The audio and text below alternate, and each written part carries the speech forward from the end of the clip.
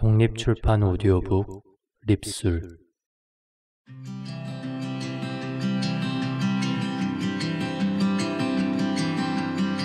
7인의 라이프 스토리. 이 오디오북은 7명이 오랜 시절 동안 가슴에 묻어둔 인생 스토리를 목소리로 담은 내용입니다. 특별히 50플러스 남부 캠퍼스에서 이세윤 강사가 진행한 자서전 쓰기부터 오디오북까지 1인 출판이라는 6주 강좌를 듣고 오디오북 공동 출품까지 이르게 되었습니다. 비록 개개인의 짧은 내용이지만 격동기를 거쳤던 베이비 부머 시니어 세대들의 드라마 같은 옛 이야기가 들어있으며 그 속에는 우리 이웃들의 고향의 향수와 추억과 삶이 함께 어우러져 있습니다. 이처럼 7명의 굴곡진 인생 극장을 들으시면서 여러분도 함께 아련한 추억의 긴 여행으로 떠나보시지 않으시렵니까? 다음은 목차 속에 이어 7명의 개성있는 소감을 들어보겠습니다. 첫 번째, 파이어 장봉기. 두 번째, 에피소드 1 기억 정리하기 송은영. 세 번째, 엄마의 얼굴 나영이. 네 번째, 고향 생각 조윤상. 다섯 번째, 선마을 선생님 전영길. 여섯 번째, 만학도로 꿈을 이룬다 도태환. 일곱 번째, 가을의 길목 김흥애. 감사합니다. 이세윤이었습니다.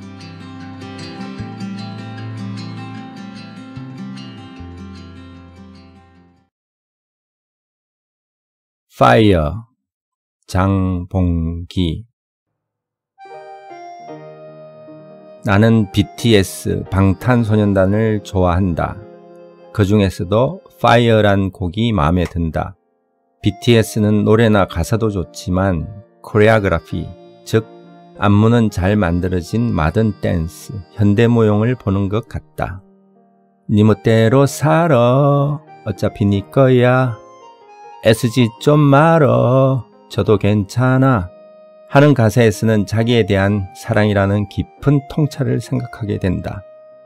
싹 다 불태워라 라는 부분에서는 짧지만 강한 해방감이 솟아난다. 후반부에 황금막내 정국을 꼭지점으로 하는 삼각형 군무가 있다. 양팔을 올리고 발을 구르며 여러 명이 똑같이 춤을 추는 장면이 있다. 말로는 표현하기 어려운 에너지와 아름다움을 보고 느끼게 된다. 파이어라는 노래의 가사와 안무에는 파워풀함과 자유로움이 있다. 나의 부모님은 1960년대부터 부산 자갈치 근처 어느 골목시장에서 미곡상, 즉 쌀가게를 하셨다. 어린아이 때 나는 풀을 좋아했다고 어머니가 말씀하신다. 부모님은 아침부터 가게에 가시고 초등학생인 형과 유치원생 나이의 어린아이가 같이 집에 있었다. 어린아이는 종종 비좁은 2층 다락방에 가서 혼자서 놀았다. 거기에는 사과만한 육각형 모양의 빨간 성냥통이 있었다. 아이가 성냥개비로 불을 붙이면 화약 냄새와 함께 노란 불꽃이 갑자기 생기면서 살짝 춤을 춘다. 성냥개비는 화약이 묻은 머리부터 까맣게 타들어가다가 옆으로 휘청이며 연기와 함께 죽어버린다. 뭐지?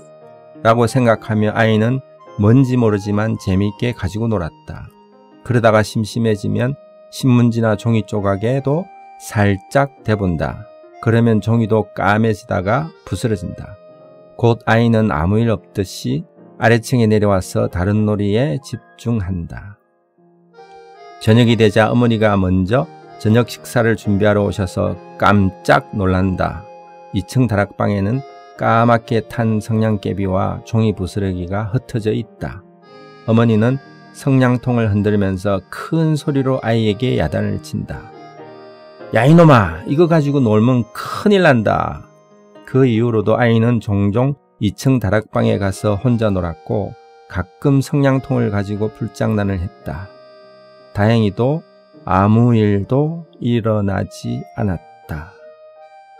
소년 시절에도 나는 여전히 불을 신기했다. 그런데 그만 큰 일이 생기고 말았다.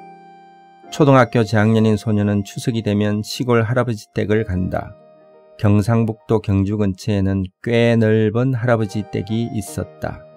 명절이 되면 언제나 1박 2일로 부모님과 함께 할아버지 댁을 가야 했다.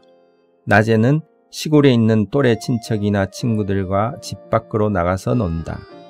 언덕처럼 생긴 논뚝길, 시냇가 같은 논뚝길 옆 고랑에서 또래들과 장난을 친다. 개구리도 가만히 쳐다보고 올챙이도 두 손에 담아보면서 신나게 시간을 보낸다. 그러던 어느 추석날이었다.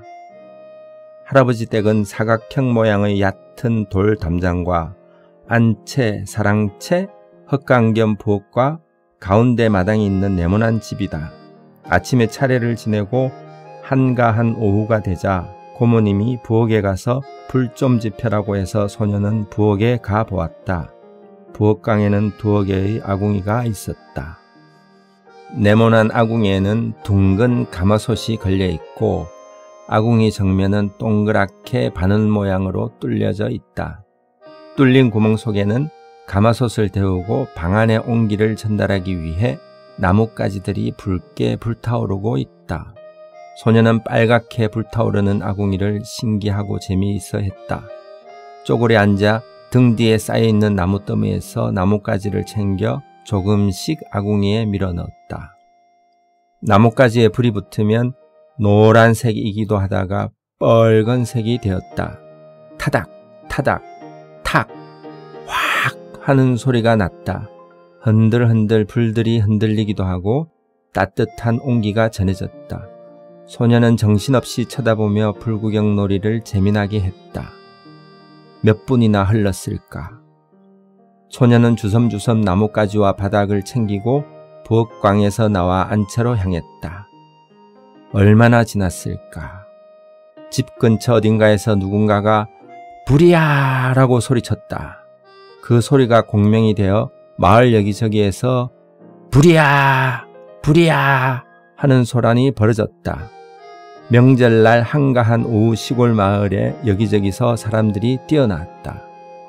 나의 할아버지 댁에 불이 난 것이다.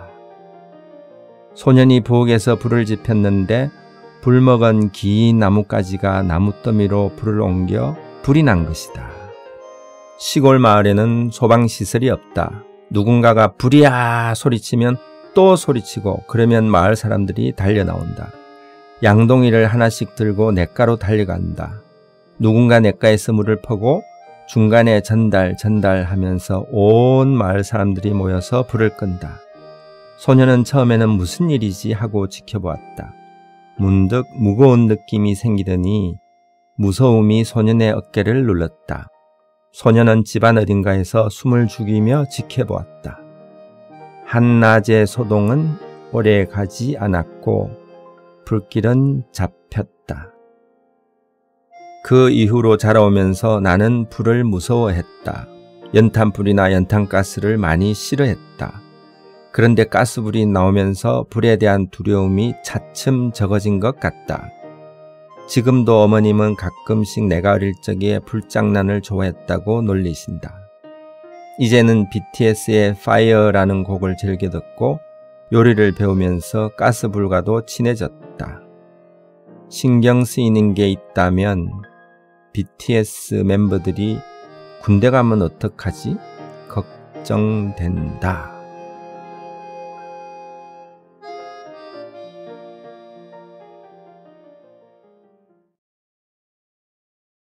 에피소드 1. 기억 정리하기. 송원용.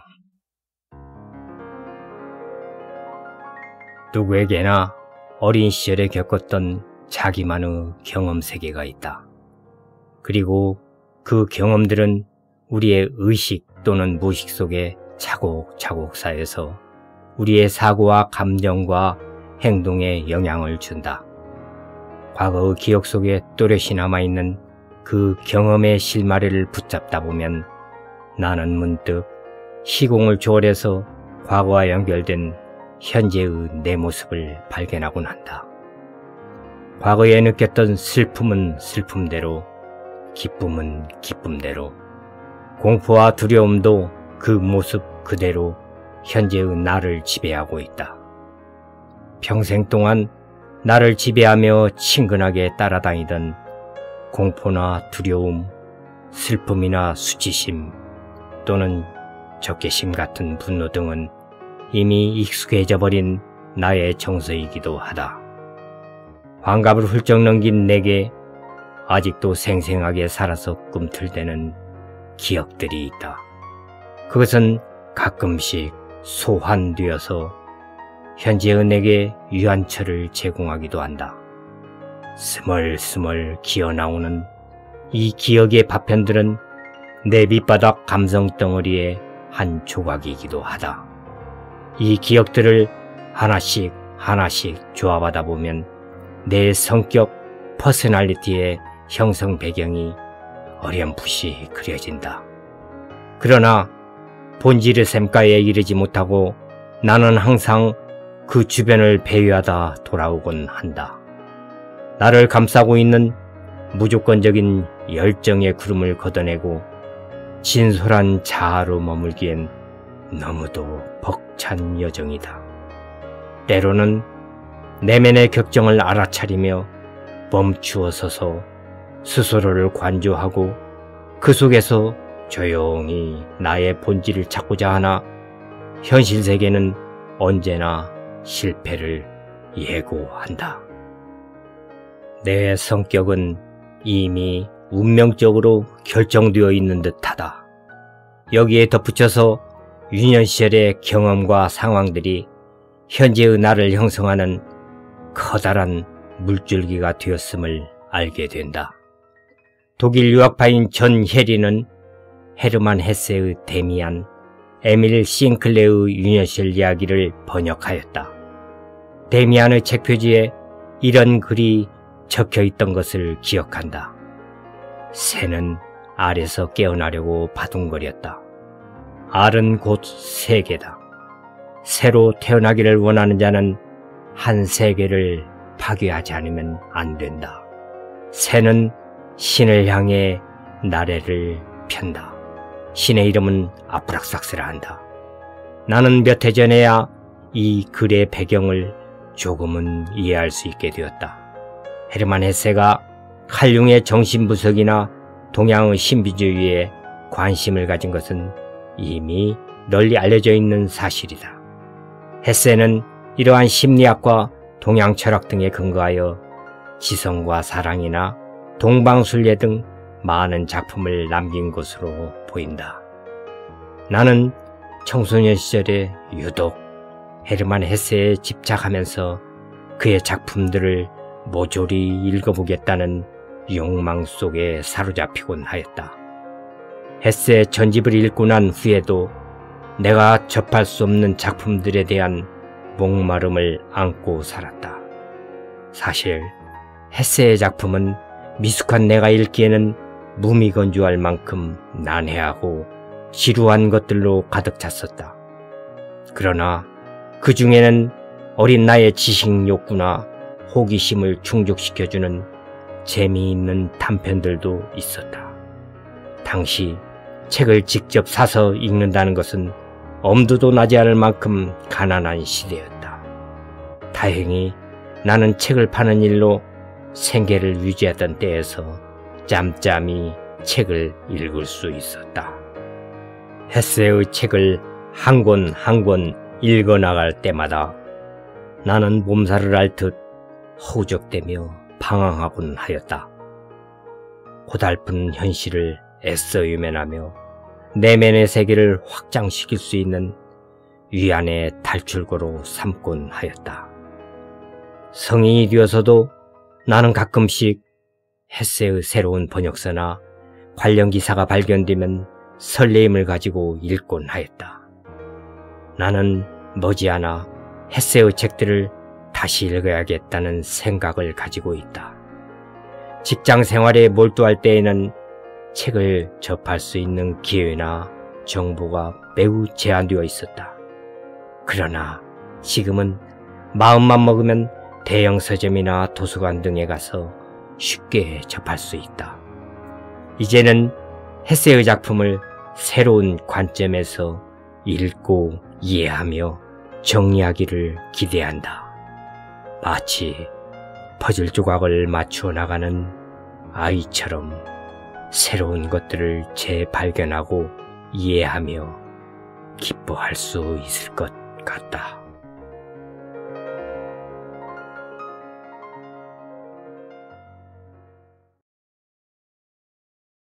엄마의 얼굴. 나영이.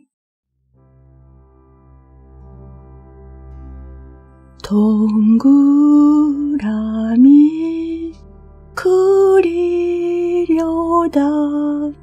무심코 그린 얼굴.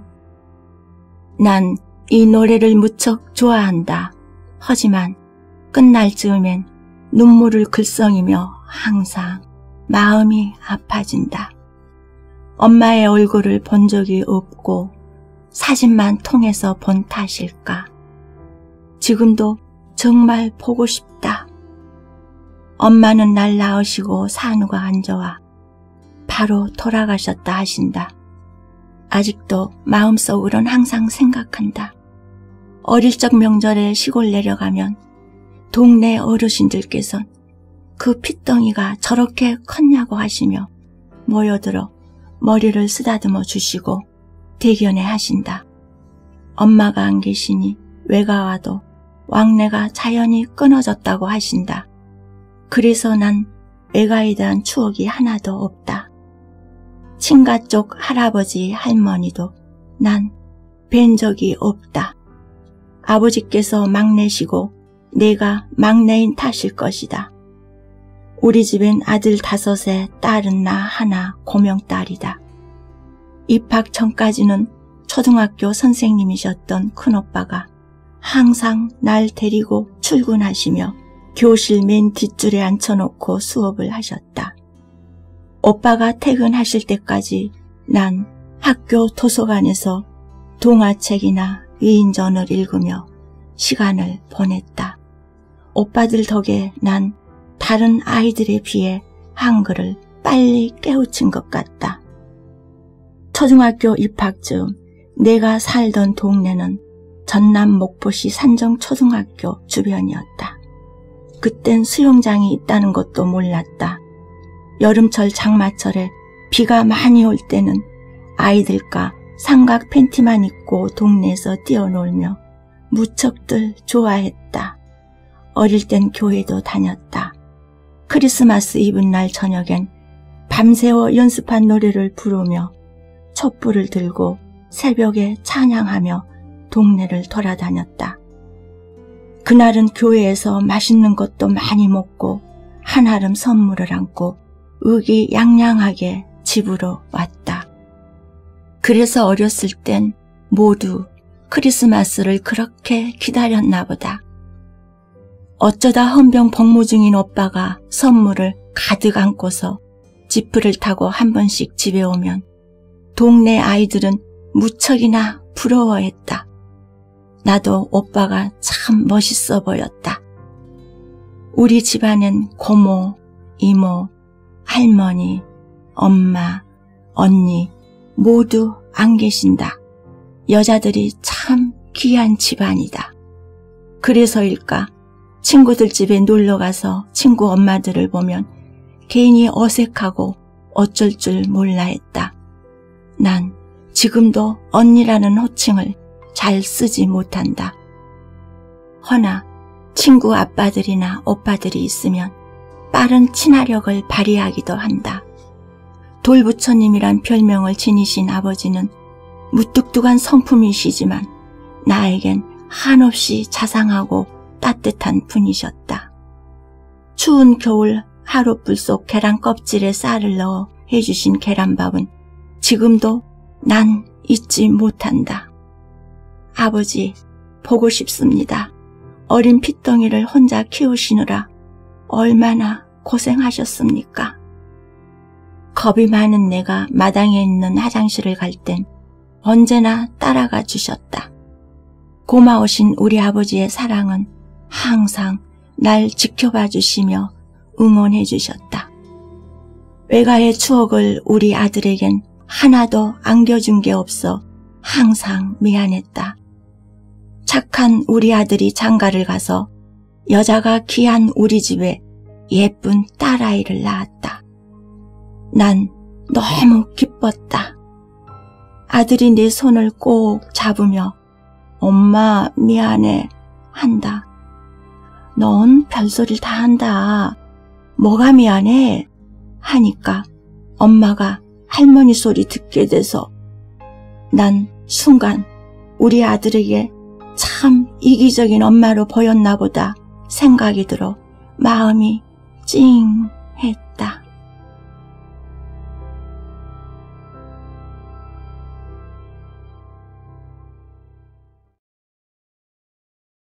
고향 생각, 조윤상.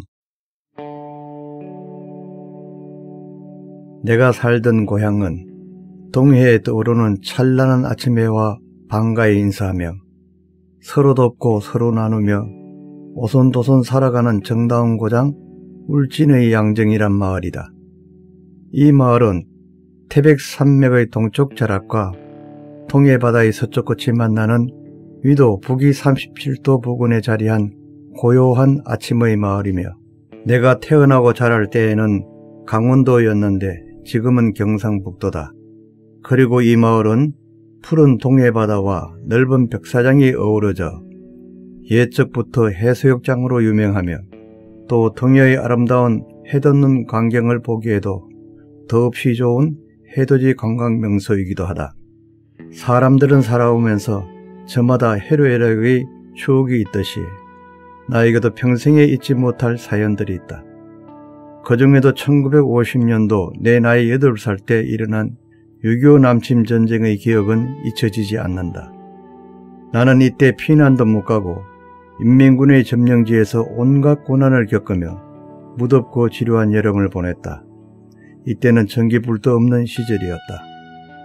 어렸을 때 겪은 전쟁의 공포증은 지금도 밤중에 중장비 자동차의 요란한 엔진 소리가 들릴 때는 그 소리가 마치 돌진해 오던 인민군 전차 소리같이 들려서 불안하고 초조해질 때가 있고, 요란한 폭음을 내는 비행기 소리는 더운 여름날 낮에 갑자기 나타난 폭격기가 집 앞의 백사장에서 놀고 있던 우리를 향해 폭격이라도 하려는 듯 날아오던 순간 그 무섭고 절박했던 때가 생각나서 불안해하기도 한다. 이렇듯 6.25 전쟁이 일어난 지가 69년이나 지나갔어도 아직도 그때의 기억들은 잊혀지지 않고 나를 괴롭히고 있다. 그리고 지나온 세월 중에는 즐거운 추억도 있다. 많은 일들 중에 1959년 군민체육대회를 잊을 수 없다. 나는 이날 육상 중장거리 1500m 달리기에 울진면 대표 선수로 출전했다. 이 경기에서 나는 울진군 내 8개면에서 출전한 유수한 선수들을 다 제치고 영광의 1등을 했다. 경주는 중간그룹에서 달리다가 오린 지점 50m 정도를 앞두고 속도를 내어 순위가 바뀐 극적이며 관중이 열광하는 멋진 경기였다. 수많은 관중의 열렬한 환호와 박수를 받으며 더불어 유명인사가 되었다. 그리고 이듬해 서울에서 개최될 전국체육대회에 나갈 선수 선발을 위해 춘천에서 열린 강원도 도민체육대회 때 나는 육상 중장거리 종목에 울진군 대표 선수로 출전했다. 우승은 못했지만 잊을 수 없는 아름다운 추억이다. 이렇듯 내가 태어나고 살아온 강원도 울진군은 정부의 행정구역 개편으로 1963년 1월 1일부로 경상북도 울진군으로 관할이 변경되었다. 나는 그해 5월 군대에 입대하였으며 1965년 11월에 만기 제대하고 서울로 왔다. 그렇게 고향을 떠나온 지도 어느덧 50여 년이 되었다. 그간 타향살이 수많은 세월이 지나갔지만 나는 지금도 고향을 생각할 때에는 강원도 때의 울진과 경상북도의 울진을 같이 생각한다. 요즘도 어느 모임에 가면 인정 많은 감자바의 강원도 사람들 모임이고 또 어떤 모임에 가면 무뚝뚝하고 소박한 경상도 사람들 모임이다. 울진이 비록 강원도에서 경상도로 변경되었어도 생활문화는 조상님들이 살아오시던 옛날 그대로 태백산맥의 전기를 이어받아 인심 좋고 소박하며 아름다운 고장이다. 그리고 울지는 잊을 수 없는 영원한 나의 고향이다.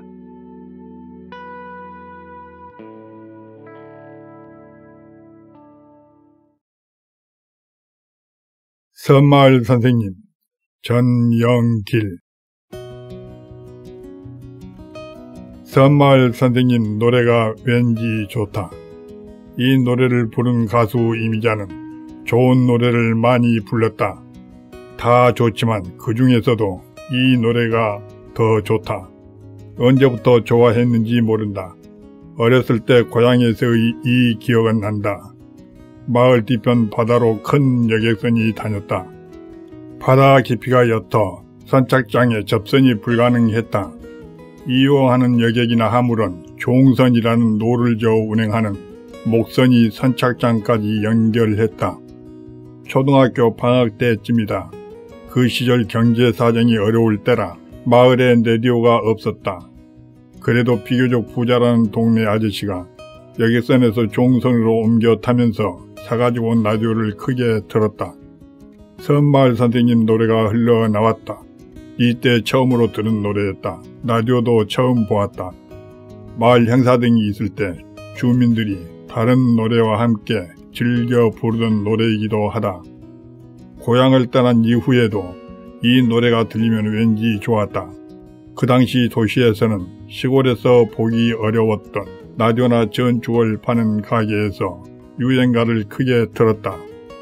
지나가는 사람들을 유인하기 위해 들을 수 있도록 하면서 장사했다. 이때 섬마을 선생님 노래가 흘러나오면 나도 모르게 가던 발길을 멈추고 끝까지 다 듣고 가곤 했다. 최근에 취미로 아코디온을 시작했다. 연주 연습을 하면서 생각 없이 시작한 첫 노래가 섬마을 선생님이다. 좋은 노래도 많이 있는데 이 노래를 선택한 것은 꼭 우연만은 아닌 듯 싶다. 그때 그 향수와 함께 가슴속 깊이 각인되어 있다가 무의식 중에 튀어나왔는지 모르겠다. 섬마을 선생님 노래를 1년 6개월 동안 연습하고 있다. 그런데도 아직 미완성이다. 동료들은 한 곡 가지고 긴 시간 연습하는 걸 보고 놀란다. 그들은 대단하다고 생각한다. 다른 사람 같으면 치워버렸을 것이라고 비아냥거린다. 중간에 어렵지도 않은 찔레꽃이라는 노래는 3개월 정도 연습하다가 포기해버렸다. 그런데도 이 곡은 지금도 연습하고 있다. 내 가슴속에 이 노래와 함께 향수가 있어서인지 모르겠다. 이제는 연주할 때 어렴풋이 그때 그 시절 고향 생각이 나기도 한다. 흘러나오는 이 노래를 듣고 있노라면 마음이 편안해진다. 아무리 들어도 싫지가 않다. 운명일지도 모르겠다. 아니 어느새 항운길에 들어선 지금 그 시절 고향이 그리워서인지 알 수가 없다. 듣고 있노라면 어머님 품처럼 편안해진다. 섬마을 선생님 연주할 때는 마냥 즐겁다.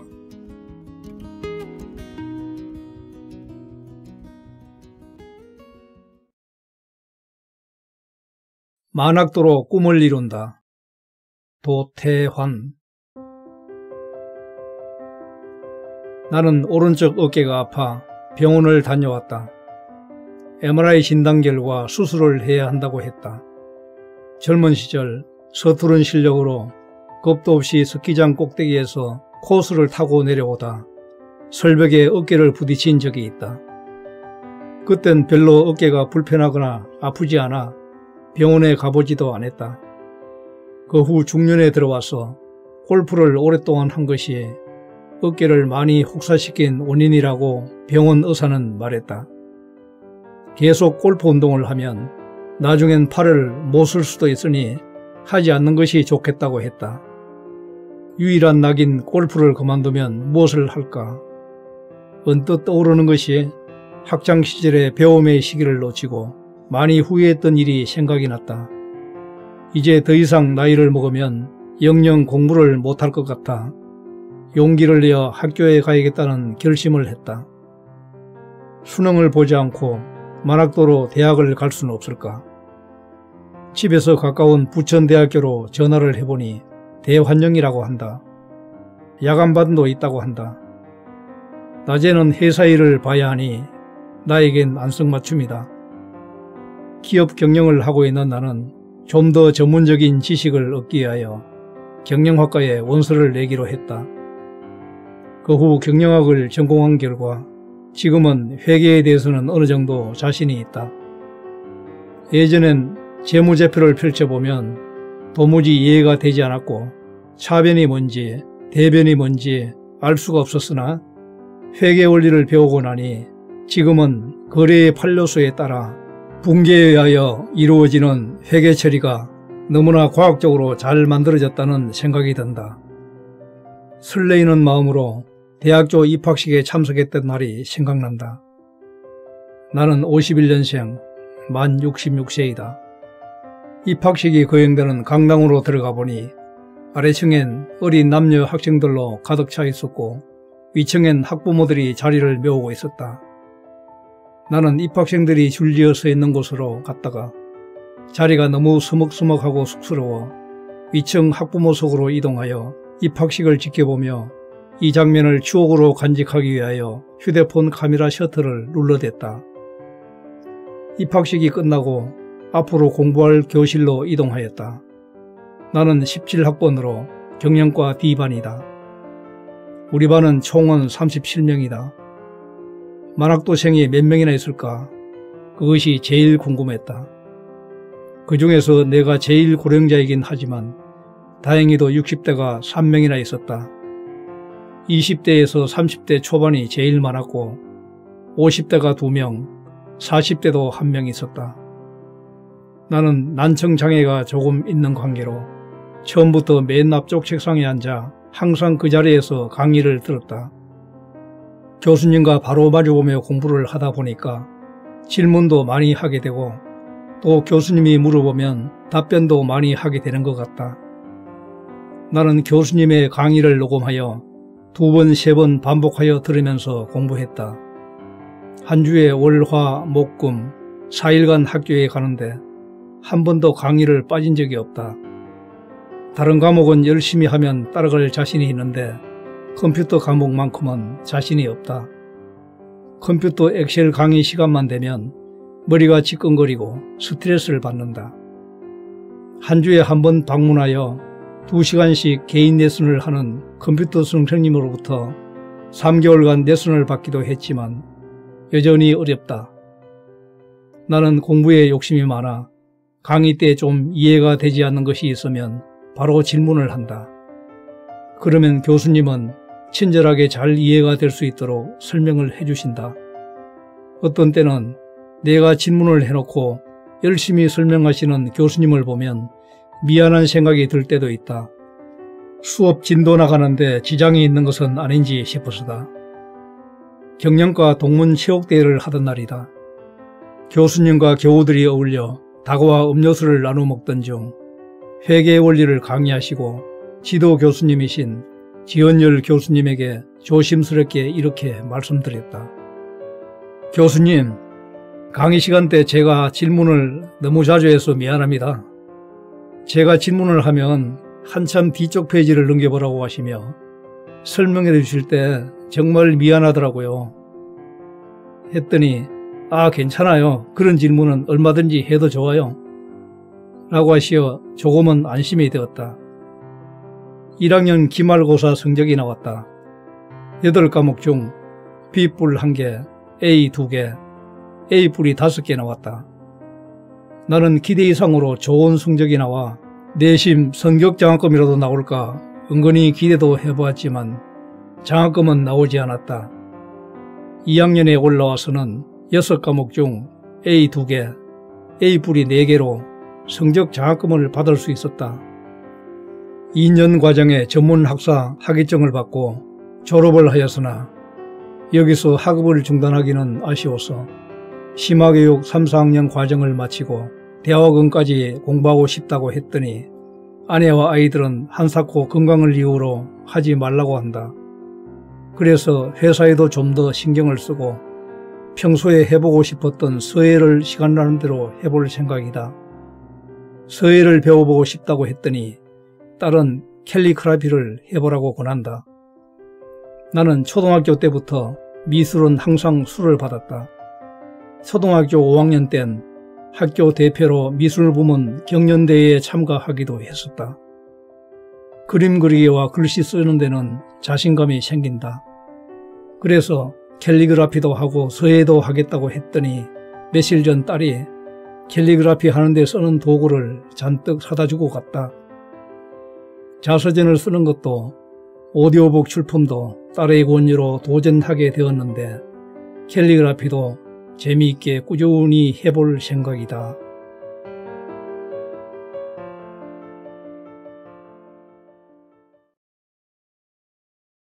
가을 길목의 추억 김흥애. 가을 길목에 딸과 함께 발길이 더듬어 간 길, 마포구 아현동 유년에서 청년기 이르기까지 나의 바람과 꿈이 함께한 곳. 그러나 40년의 시간은 찾을 길 없이 오직 추억 속에서 짚어간 곳. 지금은 큰 차도와 아파트 단지로 먼 시간 속으로 숨어버린 옛길. 전차 지나던 그 길 옆으로 실개철 흐르던 다리를 건너면 펼쳐지던 풍경들. 남하연 시장 엄마의 심부름으로 기름 짜러 가던 길.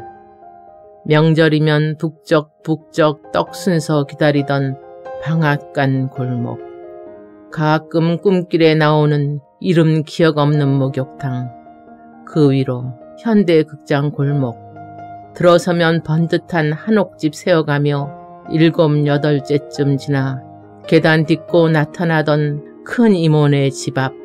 오빠들의 자전거, 무서운 바퀴.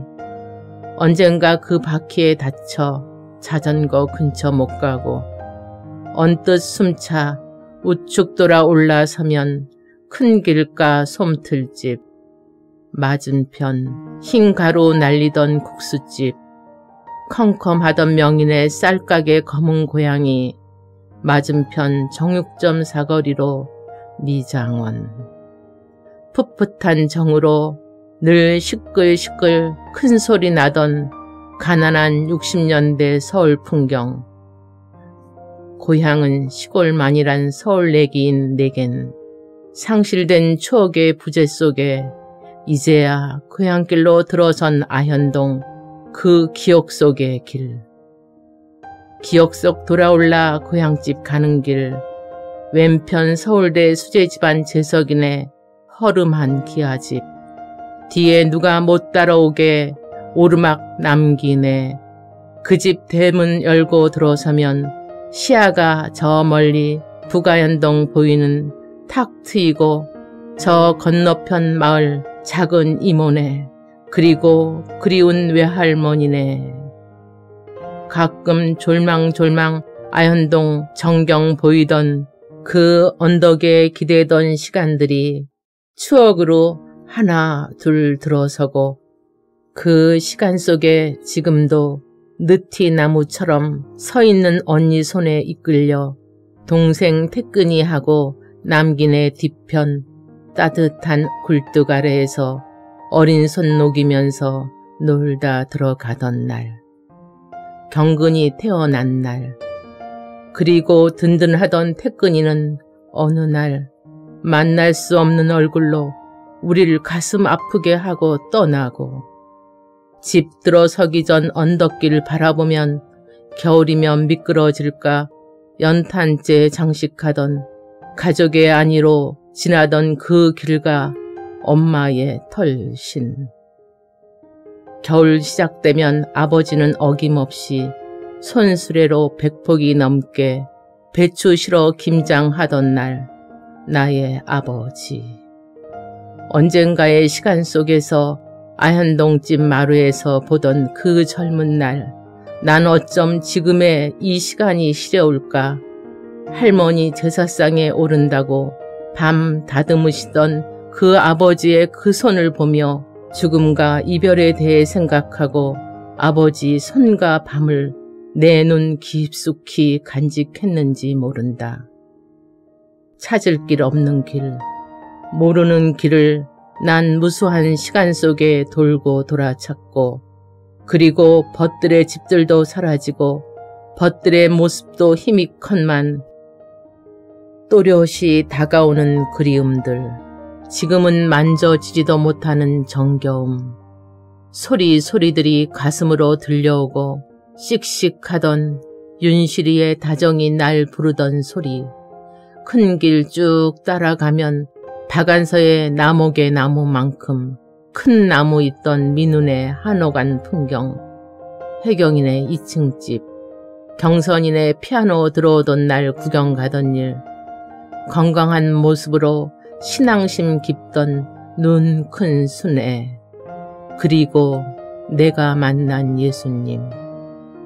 내 젊은 날 그리움 뒤로 하고 새길 나서 떠난 곳, 지금은 잃어버린 시간과 함께 길도 안개 속에 갇혀 오직 가슴의 길로 남아 찾은 장소.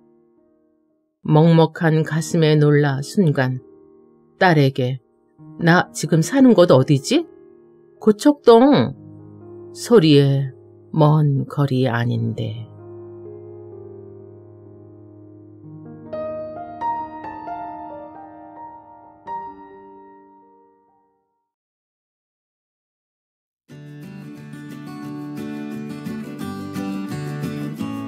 오디오북을 이제 처음 접해가지고 이제 강의를 듣게 됐는데, 그 전에 이제 전자책이라는 것은 많이 알지만 오디오북은 처음 알았거든요. 그래서 지금 녹음을 해보니까 약간 긴장도 되기도 하면서 내가 마치 성우가 된 것 같기도 하고 작가가 된 것 같기도 해서 약간 우쭐한 기분도 들면서 하여튼 묘한 느낌이 들어서 새로운 경험이고 참 좋았습니다.